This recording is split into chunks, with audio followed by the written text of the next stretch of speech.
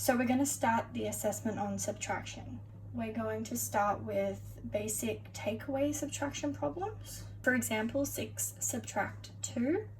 What we're looking for is to have the child who is at a material stage to physically show the subtraction using some materials. For example, here are some ducks.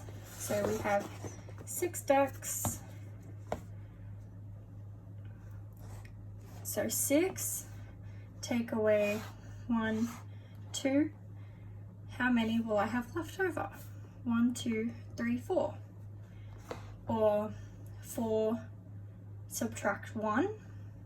We have 4 ducks, take 1, and we have 3 left over. Or a little more complex one, 8 ducks, take away 4, which is halving it. So, and then we have 4 left over.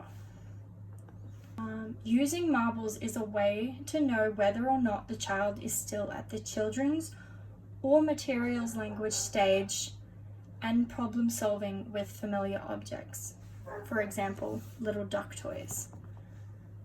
Questions should also be asked throughout the assessment, like, how many total ducks are there? There are 6, and we would be looking for that answer. How many marbles are you going to take away? For example, if the question was 6 take away 2, we would be taking away 2. Another question we could ask is, how many marbles are left over once you take 2 away? And we can see there is 4 left over.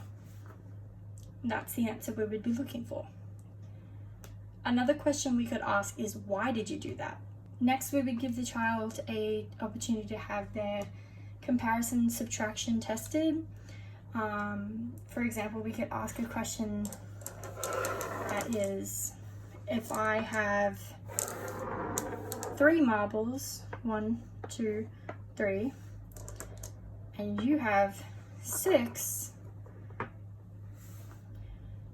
how many more marbles do you have than I do? So we would be looking for the child to physically demonstrate using the marbles. For example, saying, okay, if I have 3 marbles and demonstrating that, and you have 6 and demonstrating that with 6 marbles, 1, 2, 3, 4, 5, 6. How many more marbles do you have than I do? Then the child would hopefully compare the amounts of marbles, and the teacher would get to observe whether they use different strategies to solve the problem. For example, a count-on strategy. Different questions that you could ask throughout testing would be, how many marbles do you have? And you have 6 marbles. And how many marbles do I have? I have 3. Another question that could be asked is, how did you do that? Or why did you do that? For example, they might start lining these up and comparing the amounts that way. And you might see, oh, these are the same, these are the same, these are the same. This amount is different. Next, we would give the child a scenario that involves a missing addend subtraction problem. This could be, you have 3 soldier toys and need enough for 7 friends. How many more soldier toys do you need? We would want the child to demonstrate the problem solving using the little soldier toys that we have here.